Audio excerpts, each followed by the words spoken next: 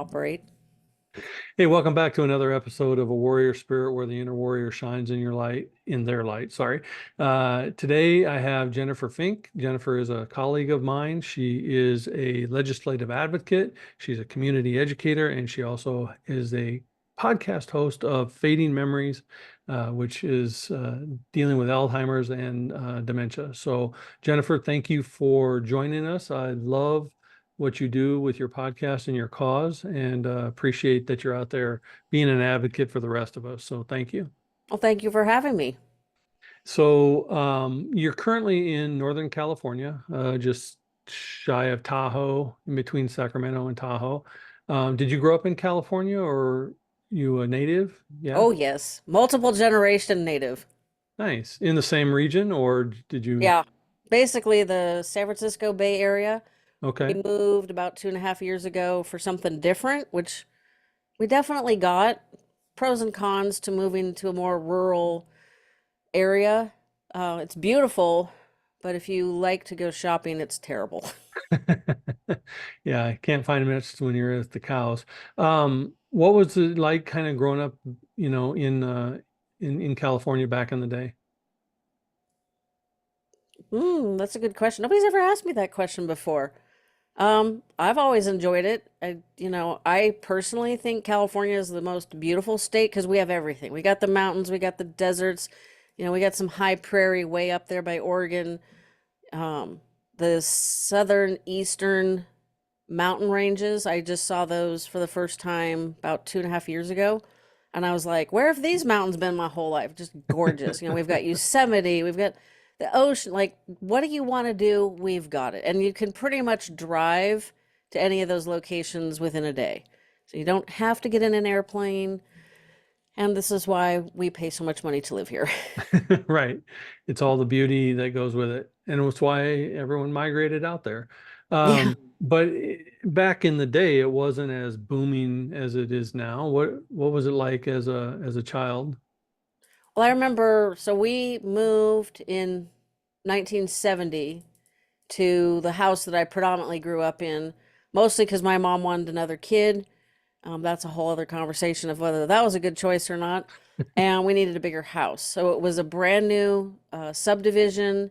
I remember walking across the freshly paved road with my paternal grandmother to the brand new school. I'm pretty sure it was brand new. I was four. No, excuse me, I was 3.5. So I was 4.5 when my sister was born a year later. So it was different, and surprisingly where I grew up was not diverse. Like, I know a lot of people think of California as being very diverse. I was in the 5th grade before we had any kids of color in my class. And Wow. I am going to be, I don't know, celebrating the correct word, my 40th high school reunion. Not sure how that happened. Later this summer, and my high school, I think we had about 600 graduates, and I think there was like 4 black families. Oh, wow. And once they dated each other, then they dated the white kids, which in the mid 80s wasn't necessarily what their parents wanted. So, Yeah. it was a little, it was probably still more progressive than other places, but it was not as progressive as I think people would expect. So you are currently a legislative advocate. Did something happen in your childhood that got you into, standing up for the little guy, or I mean, most people, their dream isn't, oh, I'm going to be a legislative advocate. It's not kind of on the dream Um, board. it's actually a volunteer position with the Alzheimer's Association. Oh, And so there was a gal who's the basically the team lead for the congressional district I lived in. She would go to the support group that I attended when I was caring for my mom, and I asked her to be on my show, and she said, I'll be on your show if you'll be on my advocacy team. And I was like, ugh, I don't know if I want to deal with politicians. But it's actually really fascinating because 95% of the time you talk to their staff. One of the big questions we always ask is, do you have a connection to Alzheimer's or other dementias? And we get to hear their stories. We have a current state representative who had a stroke, and she's not as old as me, so that's terrible. I know she's got one kid, at least one that's still a teenager, maybe both of them. She's recovering pretty well, but she was having what they call aphasia, which is like having a hard time finding the right words, which we all have that issue, but if it's persistent, there's usually a not a good reason for it. So she's got a new experience too. So next time when we go knocking on her legislative door, she will even further understand what people like us, caregivers, are dealing with on a daily basis. So your podcast is Fading Memories, Hmm. and you got into advocacy, get a guess. So I'm assuming that was a fair amount of in your earlier start of the Hmm. fading memories, because usually you don't make that trade-off if you've been doing it for a while.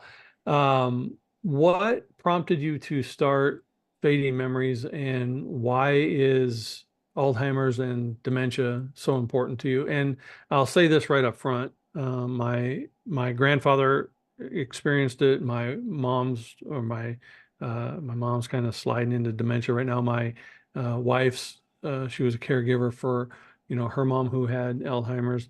I think, and this is from a novice outside in, you've been dealing with it from the inside.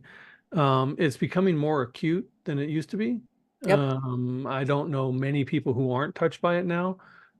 So what got you involved, and why do you think the progression is so prevalent now? Okay, so how I got started, my father passed away in March of 2017. It's not that I didn't know my mom had Alzheimer's or dementia. I didn't, I knew she had dementia. I did not know that she had actually been formally diagnosed. We can touch on that lack of conversation later. I wanted to do the best job I could for her. I mean, it's my mom, she was 74 at the time, and it really angered and frustrated me that she wasn't able to do the things she wanted to do, like hang out with the grandkids, travel, do all the stuff my dad didn't want to do. I mean, he hung out with the grandkids, but everything else. And so my goal with my mom was to give her the best quality of life possible without dragging out dying from Alzheimer's. So this was March of 2017, weren't as many books as there are now. And I was doing deep internet research in between photography clients. I was a portrait photographer up until mid 2020. And, I would try out all the tried and true advice. And I don't know if it was the stage of the disease my mom was in, my approach, but man, we got failing grades every time. I'm sure you've heard, and maybe your listeners have heard, is that music touches people deep inside and brings out these memories. And I couldn't find music that my mother gave two bleeps about. It Hmm, was so frustrating. I do think she didn't resonate with music as much because she liked to listen to talk radio and talk television. hmm. Should have played her podcasts. I did not play her mind because I was terrified that it would upset her. It probably wouldn't have, but as you may know, when you're in the thick of caregiving, you don't want to do things that upset them. Mhm. So this is a kid again back in the old days of 2017 when one actually drove a car to a gym to do a workout, and got into the gym and went, duh, I should look for a podcast on caregiving. I mean, there's podcasts on everything. Surely there's podcasts on caregiving. There was one, and I'm like, okay, fine. I listened to it, and it was not my cup of tea. They've been around longer than I have, probably a little bit more successful with side, um, like accompanying, they do talks and stuff. I can't think of the right word. It's not aphasia, it's the heat. Hmm. And I'm I knew in my heart of hearts that a person like me, a younger family caregiver who was still working, did not have time to read books, to do deep internet research, only to get a failing grade and just to be constantly frustrated. So I'm like, I'm going to start my own podcast. It was something my husband and I had actually thought about for one or both of our businesses. Didn't really make a lot of sense for photography. He's a real estate broker. There's a lot of those kind of podcasts. Not really sure why he never got into it because, podcasting is a lot of fun. So So Yeah. it'd been in the back of my mind, and I just said, well, I'm just going to start my own. So I'm number two. Now there's a lot more of us, for better. I think that's good. And, because caregiving is 24/7, so you can listen to me on Tuesdays. And I know a lot of the caregiver podcasts are every other week. So you got plenty to choose from. So that's how I started with that. So why does Alzheimer's seem like a bigger deal, more prevalent? Yeah. One, population is freaking aging quickly. There's more aging adults than there are, you know, those of us that are like Gen X and the rest of us. So that's the biggest thing. We're more aware of what's going on when, so my family history is not so great. My maternal great grandmother had what they called back in the day senile dementia, not a term they use these days. They don't even know what quote flavor, what type of dementia she had. There are, I think, over 100 causes of dementia. Wow. Hard to keep track of all that. There's Alzheimer's is the most prevalent, and as you mentioned earlier, I'm in California. Alzheimer's bounces between the second leading cause of death and the third leading cause of death in California. Wow. That's exciting, isn't it? That's actually scary, amazing. So when you started this, what was your goal or your intention? I thought I had lots of information to share because we'd been on that journey for a long time, and I learned real quick that I didn't know nearly enough. So I just pivoted from sharing what I did know to interviewing people. I started off with people locally. I talked to the legislative advocate team leader, who's the one that roped me into legislative advocacy. One of my neighbors did therapy dog visits in the hospital, so I talked to her. We had a daycare slash adult day program combination. That's a really fascinating conversation about how they combined the kids and the older adults and the benefits that the children got, the older adults got, and you can literally hear the sandwiched caregiver who's not present in this program is also getting the benefits. So that was a really cool conversation. And then, it was a town of about 70,000. I ran out of people to talk to. So I've been using Zoom since 2018 when I talked to a podcaster in Seattle, and he used Zoom, and he turned me on to Zoom in like about September of 2018. So, Slightly ahead of a curve. yeah. Well, I spent about a year and a half dealing with older guests. A lot of my guests are post caregivers who have written books, and many of them were in their 70s and 80s. And as one of them put it, she was a tech klutz, which I think is a great term.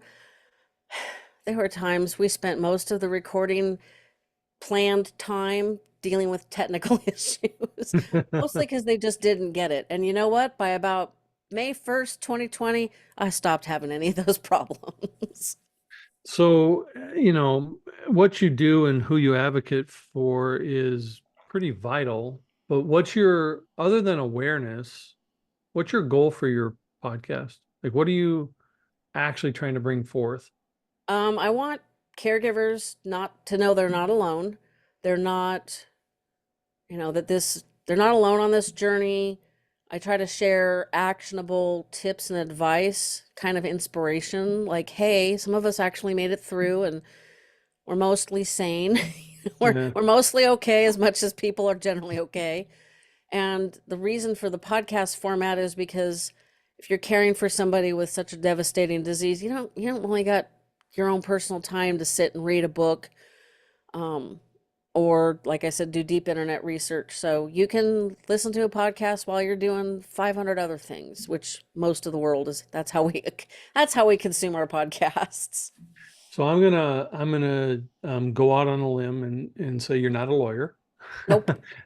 I'm also going to say that you're not a medical doctor who's going to give any medical advice to any of our listeners, but you are someone who's been immersed in it from all standpoints. So what what do you find to be the commonality between all of these people?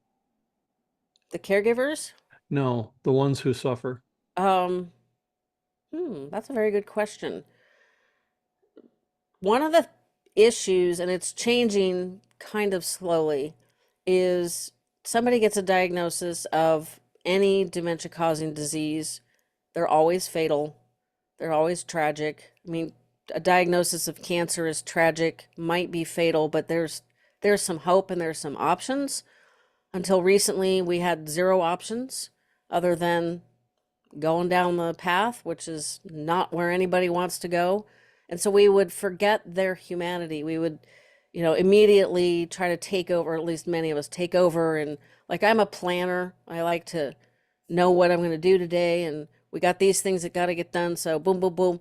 And you kind of strip them of their independence just because you're trying to protect them. So you're really walking a tightrope. And now we've learned that, well, and I've said this for a long time, but really don't think modern life is very good for our brains. We've No. got noise pollution, air pollution, we got all kinds of pollution, toxins, crappy food, stress, we don't sleep well, blah, blah, blah. We don't exercise, we don't take care of ourselves. And they're learning that you can actually slow down the progression of the disease through all these lifestyle choices, which is interesting. And I want to point out that I don't know when this is going to come out, but it is July 2nd. And Be the nine F, 11. what was, oh, 9/11, that's a good date. Okay, well, July 2nd, 2024, the FDA approved they are saying it's the second, it's technically the third dementias, Alzheimer's. It's a drug called donanemab. You said I wasn't a doctor? I've had to learn how to pronounce some of these crazy Yeah. words.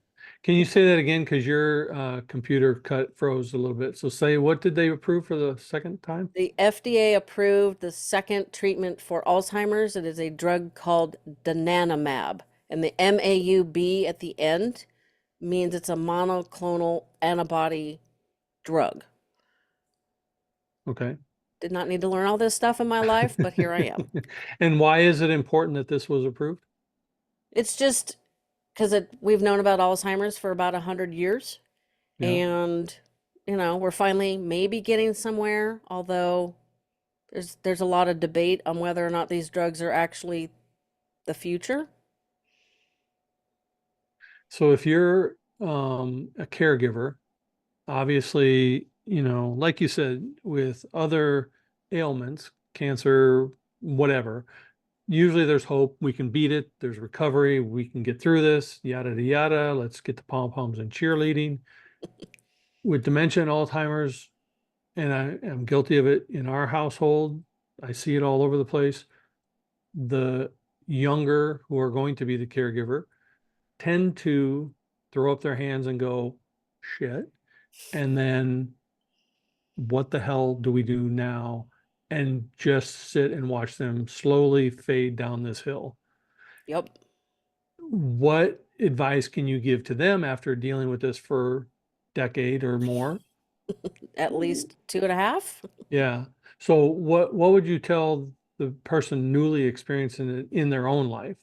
Like what would you tell the caregiver advice number one? Not to immediately rush to doom and gloom, which is very, very difficult. Maybe take a few minutes for a day or so for doom and gloom, and then there are definitely steps you could take. I have a past guest who wrote the book Still Me.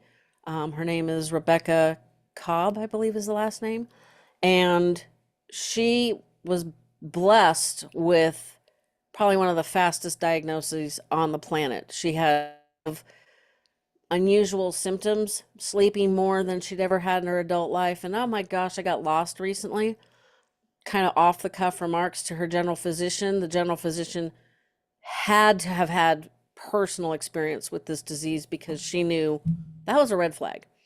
Sends this woman to the neurologist. She's diagnosed with Alzheimer's. Early stages. At the time of our recording, which was earlier this year, her healthcare system had not gotten all the moving parts in place to even offer the first treatment drug. Now there's two, so I hope they're better prepared. And she did all of the lifestyle interventions, changed how she ate, managed her stress, learning new skills. She'd tried art as a child, was discouraged from continuing that process because she wasn't very good. Now she does painting, exercise, meditation, journaling, all the things. 5+ years later, I don't think if you watched the video of our conversation, you would believe this woman has Alzheimer's, especially because we kind of have a negative picture Hmm. of what that looks like. And our loved one gets a diagnosis and we immediately go there because that's the way humans are. So my advice would be try really hard not to go there, learn about all of the lifestyle interventions that can and probably will slow the progression of the disease.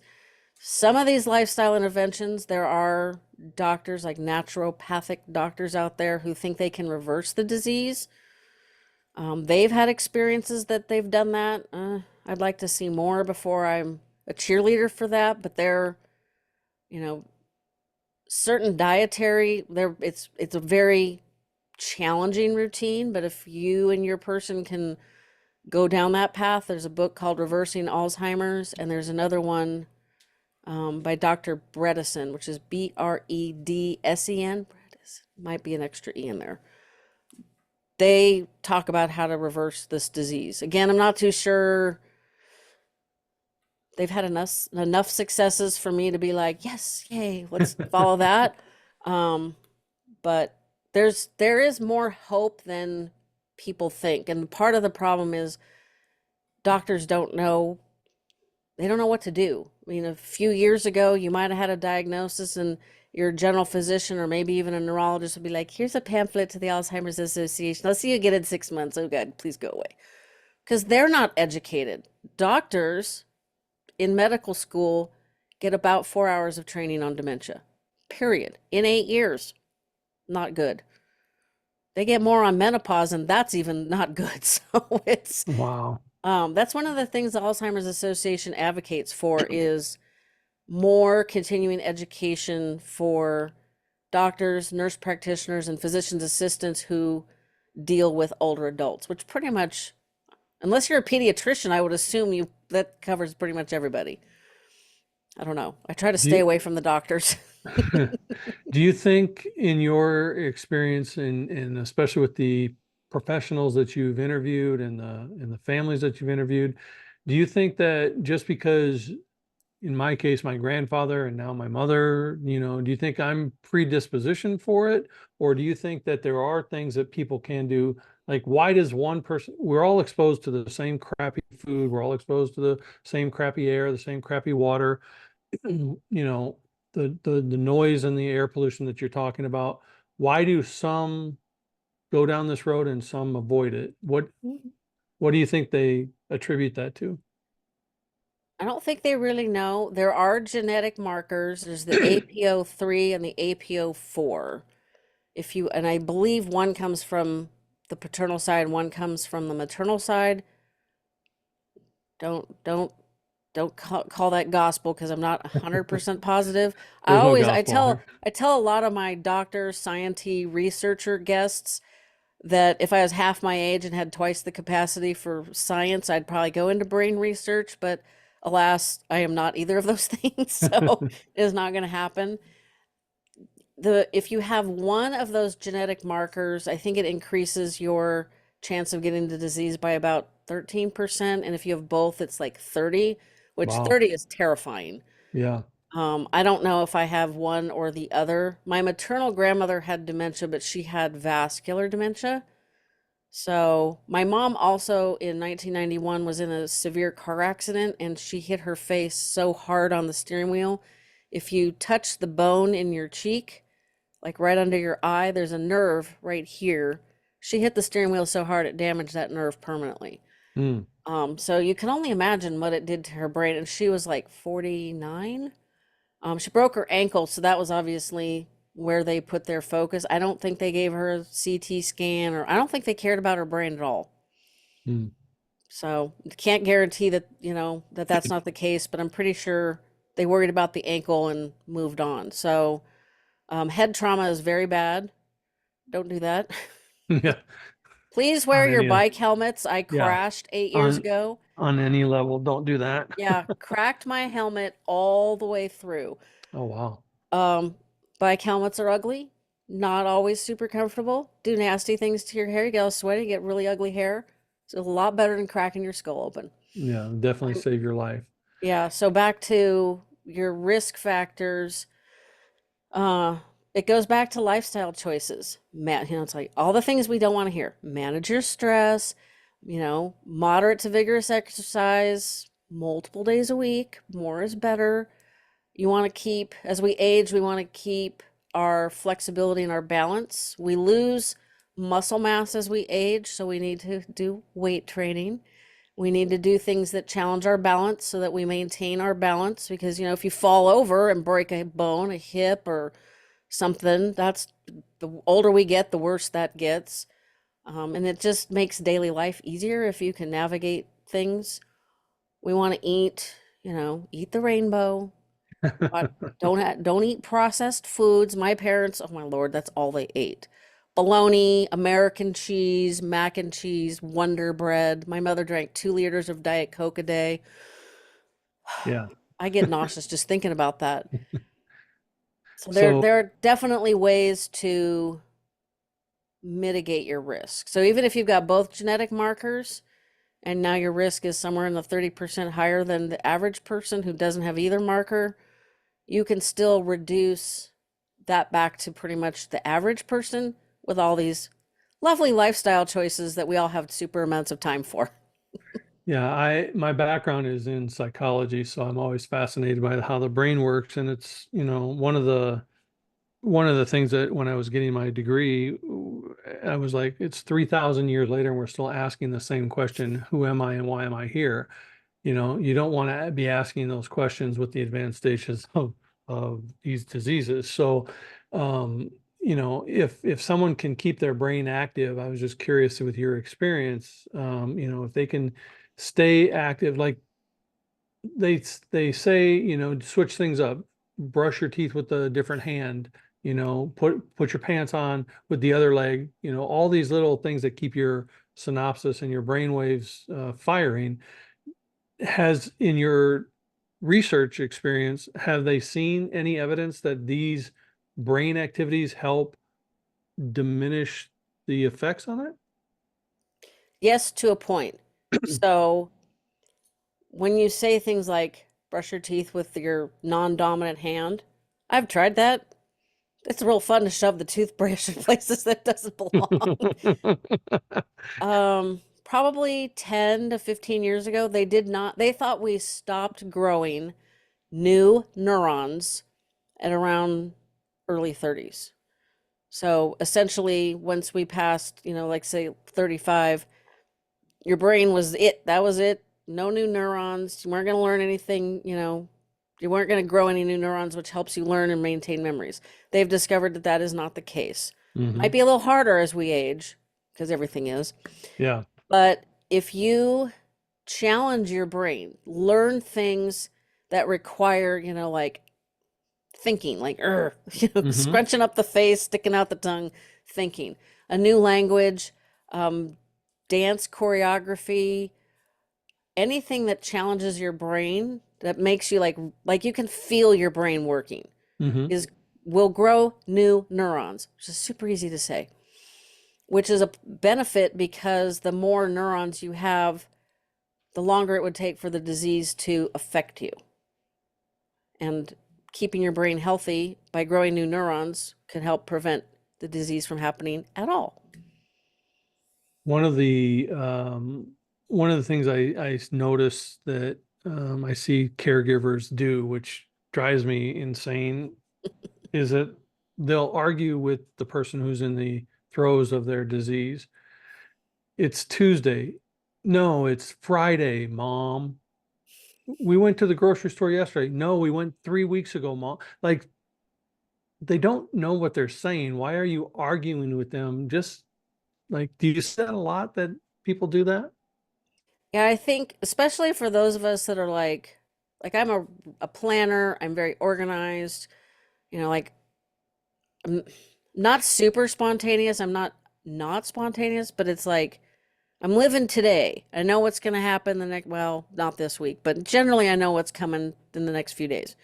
But I know exactly what needs to happen today. So, one of the things that frustrated me beyond belief when I first became responsible for my mom was the advice of, you just have to be in their reality. Could somebody explain to me how to get there? Like, is there a turn off on the freeway? Is there a bus? I missed the Like, ramp. yeah. And I never understood that. And so this is again back in 2017, 2018. This is one of the reasons I started the show because it's like, what the hell does that mean? So I have a good example. Unfortunately, it came towards the end of my mom's life. I show up for a visit and she was talking to me and she just like, it was almost like she had clarity, but she didn't. And she looks at me and she goes, I think my brothers are normal people now. And I was like, really? Hmm. And I had like the best response. I looked at her and I said, well, I think Steven might be normal. He's the younger of the two brothers. But Richard, I don't know, man. And the thing that was going in the back of my head was Richard never visits my mother. Her sister came with Steven. So, but my mom forgot her sister, and that pained me tremendously. But I was smart enough in that moment to just make light of her goofy statement, which, to be honest, the younger of her brothers, Steven, much more normal and down to earth than the other one, in my opinion. But it was real difficult not to say, well, what about Sherry? Hmm. What about your sister? Because I knew exactly what was going to happen if I asked. It should have been, I don't have a sister. Hmm. And, I'm not super close to my aunt, but that would have just felt like, a stab in the chest. Like, oh, how can you forget your sister? She's here as often as they can get here. My aunt didn't drive, so that made getting, going, it's about a 40-minute drive. It made it a little tricky. It's California is a big place. We don't have really great public transportation. Yeah, you're not just zipping across town. The other thing that fascinates me with this illness is the people who are in the midst of it, they forget the here and now, but they'll remember decades ago as if they're living it immediately. Yep. Like the long-term memory is there and they're vibrant with it. Short-term memory, yeah, they don't know what day it was.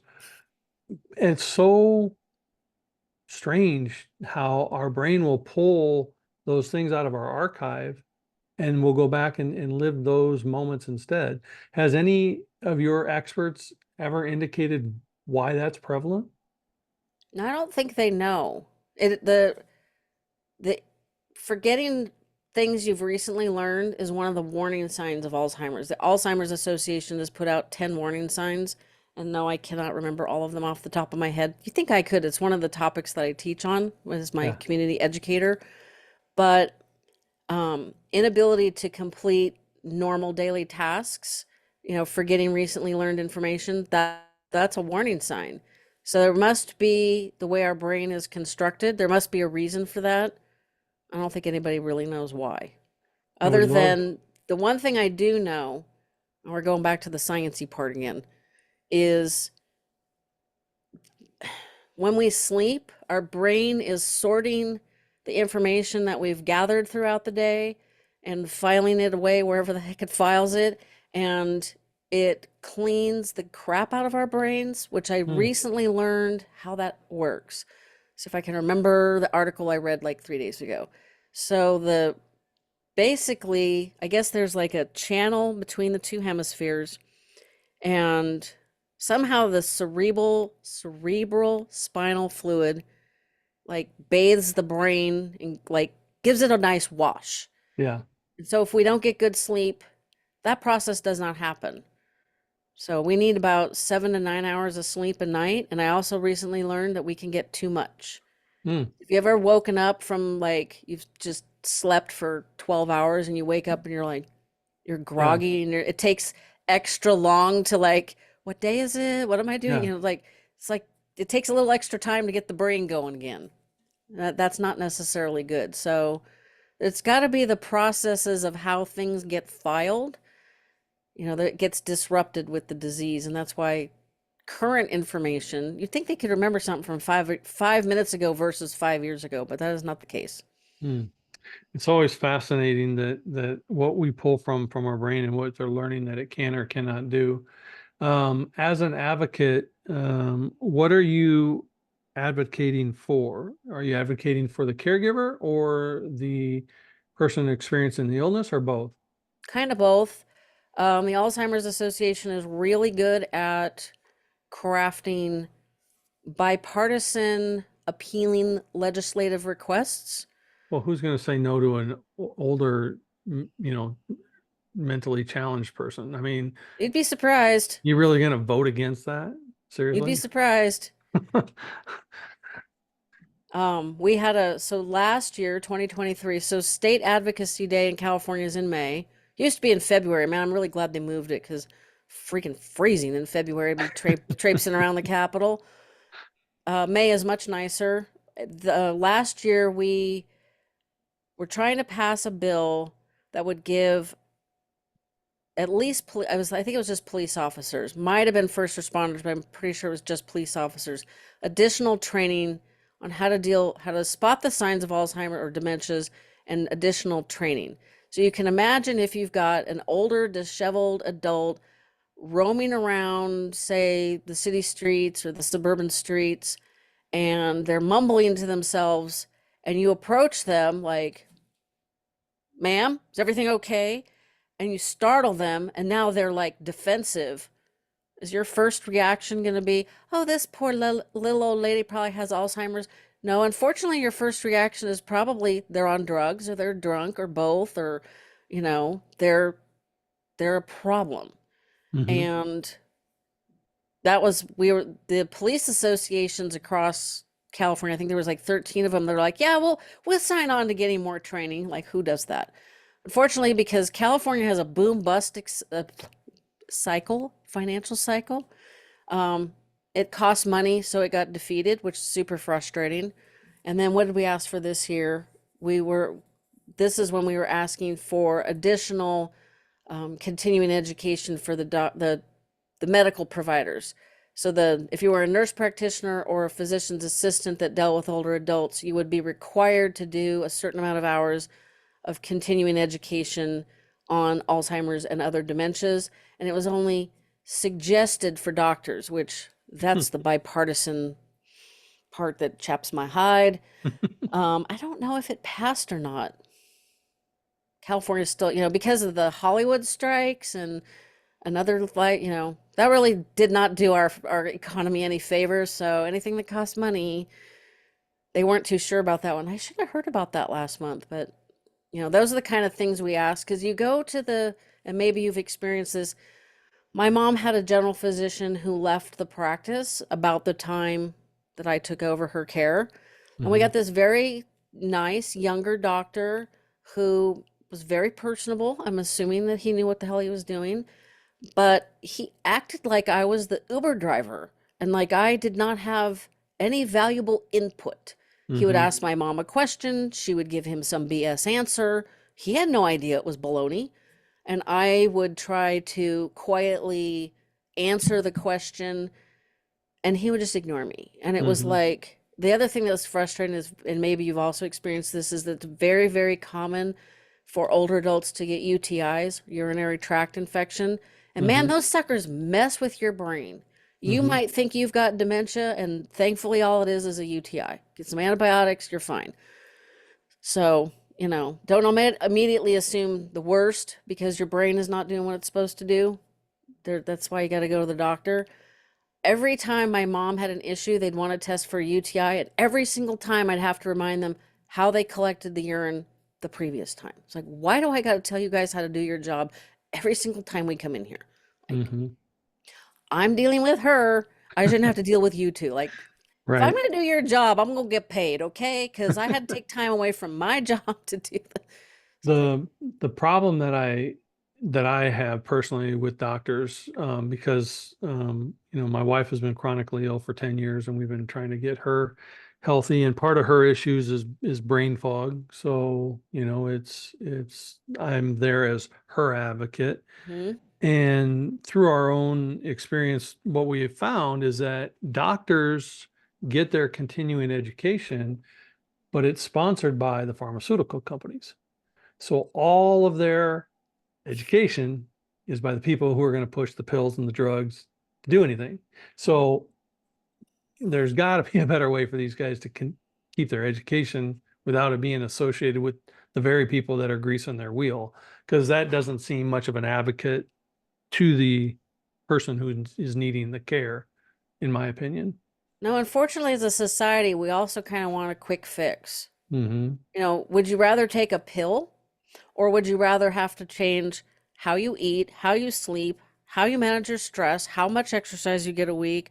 Like I'm not into, pharmaceuticals. I try to avoid them at all costs. But, if it gave me back 5, 10 hours a week, pill would be nice. But Yeah, the in our experience with my wife, at one point we were doing about $1,500 a month in medication, oof. because they put you on one and then they could put you on another to counter the one and then counter the other three. And before you know it, you're a fistful of pills for one little problem. Oh, you had a hangnail. Sorry, we could have taken a clippers to that. It's just ridiculous in my opinion. But as a someone who's immersed in this, um, what is your overall one hit home message that you try to provide to the caregivers, besides don't lose hope and treat them like, humans? Yeah.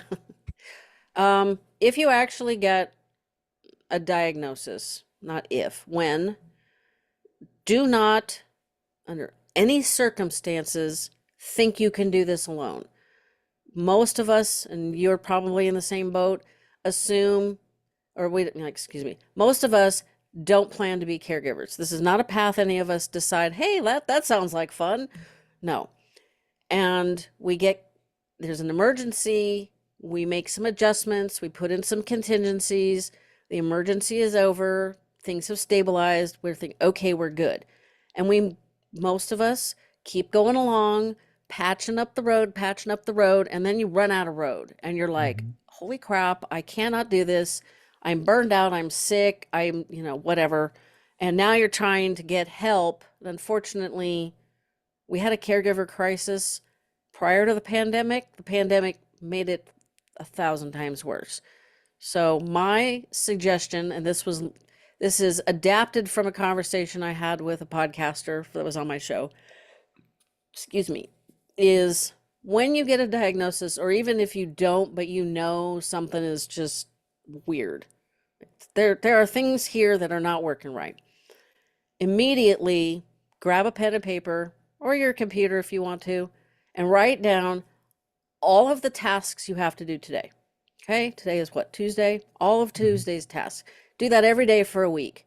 Then add to it anything that's a weekly task, monthly tasks, and then the random things like the doctor's visits that, always seem to dominate our lives as we get older. That really stinks. Mhm. Now you've got a list of all the responsibilities that it takes just to maintain, say, like you and your wife, or, me and my mom. Next, you're going to make a list of everybody you know. They do not have to be family, they do not have to be in the same city. Make a list of everybody you know. And this is the key part, write down the skill that you think they're best suited to help you with. For example, please do not ask me, Jen, to call insurance companies or doctor's offices. That freaking stresses me out just thinking about it. You need somebody to make you some food. Hey, baked goods, I'm your gal. You want me to bring my golden retriever over and have a nice visit with the dog, or we go to the park and watch the kids? That's what I did with my mom. I'm right there for you. You need me to take them to the doctor? I can handle that. Maybe not, don't ask me all the time, but I could do that. So now you've got a list of all the things that need to be done, all the people that can help you. And so when Jen comes up to you and says, "Man, Daryl, I'm really sorry to hear about your wife. Is there anything I can do to help?" You are not going to say, "Oh, thanks so much, but we got this. I'll let you know." No, no, no. you mentally go down your list and you're like, Jen said she could do these, or I'm sure Jen can do these things. You're going to say, you know what would be really great? I don't know your wife's name, but my mom's name was Awesome. Diane. Yeah. Diane loves sweets. Do you think you could like make some cookies like a couple times a month? Absolutely. I love making cookies. What kind you want? I will do it. Well, that leads to another, I mean, it's another human nature. It's very, very hard for us most of the time to ask for help. The, we wear this badge of honor, like, oh, I got it all covered. I can do it. Just because you can doesn't mean you should, and doesn't mean it's healthy for you. Well, I have a statistic for you. Yeah. Maybe this will convince people why you shouldn't try. And to clarify, I understand that there are people out here that there's still a stigma with any kind of mental disease, Alzheimer, anything like any dementia related disease. Oh my God, we don't want to tell people about that. That's horrible. It's going to make them sad. It's going to be depressing. I want to keep my loved one's dignity. I get all that. Forget it. People are going to suspect, they're going to be like wondering what the heck is wrong with your person. Are they drunk? Like, what's going on with Diane, man? She's just not with it. You're not going to be able to hide it forever. So get that out of your mind. When I started my show 7 years ago, 30% of caregivers died before their loved one. Now, Wow. yeah, it gets worse. I assumed with more of the millennial generation, which represents about 25% of the family caregivers in the United States, okay, well, now we got younger caregivers. We don't just have baby boomers and silent generation and older Gen Xers. Now we got these younger people in here. Okay, that statistic had to have gotten better. No, now the statistic is 50% of caregivers die before their loved one. And if you're over 65, it gets even worse. Wow.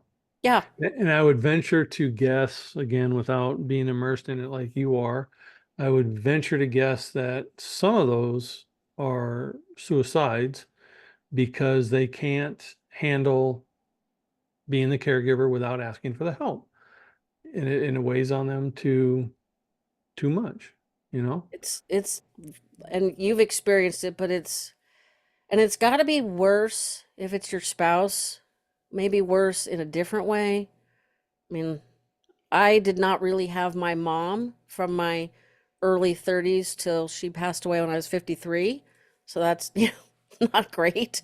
And there's times when it's like, man, I really wish I could ask my mom about X or just do girl stuff with my mom.